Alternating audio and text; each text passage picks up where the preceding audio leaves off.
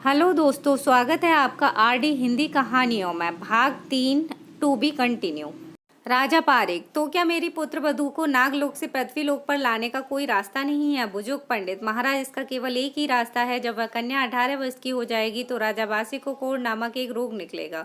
कोढ़ एक भयंकर रोग होता है जिसमें शरीर धीरे धीरे गलने लगता है। उस रोग को ठीक करने के लिए राजा बासी को नागलोक में कहीं भी कोई दवा नहीं मिलेगी। वे इस रोग से तभी स्वस्थ हो पाएंगे जब उनकी कन्या निहाल दे पृथ्वीलोक पर स्थित भालरा नामक कुएं के पानी से राजा वासी को स्नान कराएगी। केवल यही एकमात्र उपाय है जिससे राजा वासी कोढ़ रोग से निजात पा सकते हैं। इसलिए महाराज कृपा उस कन्या को 18 वर्ष की होने दें। जब वह भालरा कुआं पर आएगी तो राजकुमार परीक्षित वहां से उसे जबरदस्ती भी ला सकते हैं और दूसरा इसका कोई रास्ता नहीं है।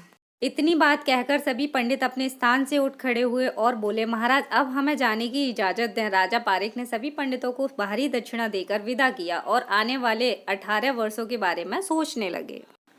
तो चलिए दोस्तों, यहाँ की कहानी को थोड़ा विराम देकर राजा बासिक की नगरी की ओर चलते हैं। धीरे धीरे 1 वर्ष बीत गया, फिर 5 वर्ष बीत गए, 10 वर्ष, और एक दिन ऐसा भी आया जब निहाल दे 18 वर्ष की हो गई।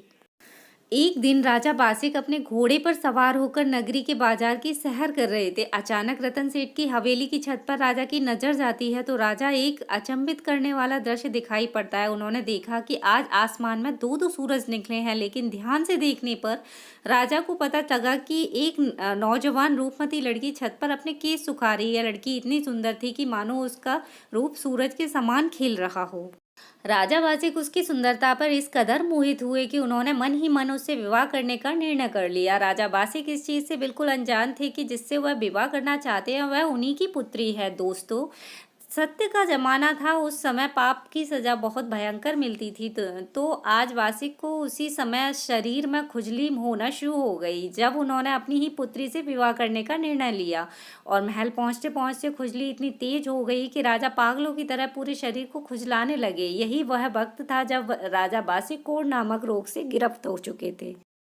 अब राजा का शरीर धीरे धीरे गलने लगा था। रोग ने राजा को चारों तरफ से घेर लिया था। एक से एक नामी वैद्य हकीमों को बुलाया गया। सभी ने अपनी अपनी दवाइयां भी दी, लेकिन कोई फायदा नहीं। जब सभी पंडित सभा में एकत्रित हो गए तो राजा बासिक ने कहा, पंडितों, अपनी अपनी पोथी खोलिए और अपना दिमाग इस्तेमाल कीजिए और मुझे बताइए कि मैं इस भयंकर बीमारी की गिरफ्त में कैसे आया जो रात दिन मेरे पूरे शरीर को खाए जा रही है, और इसका क्या उपाय है। राजा का हाल देखकर पंडित भी काफी चौंक गए। फिर वे अपनी अपनी पोथी खोलकर बैठ गए। निष्कर्ष पर पहुंचते पहुंचते उन्हें शाम हो गई। वे सभी समस्या की जड़ तक तो पहुंच गए, किंतु कोई भी पंडित कुछ बोलना नहीं चाहता था।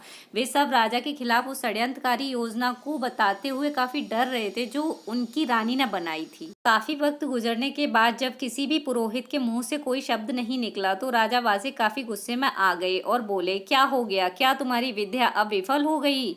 क्या अब हम तुम्हें राज्य के ज्ञानी पंडितों की उपाधि देना बंद कर दें?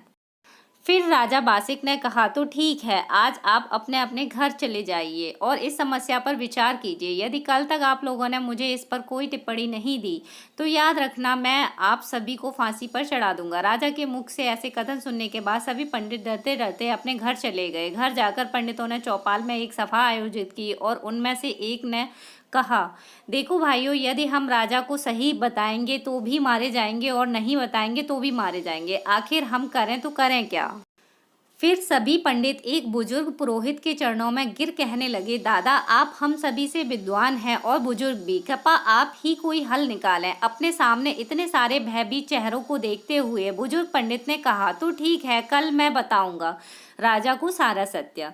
यदि राजा को दंड देना होगा तो मुझे दे देंगे। वैसे भी मेरी तो अब उम्र हो गई। तुम सब कल दरबार में मेरे पीछे बैठ जाना और सारा काम मुझ पर छोड़ दो।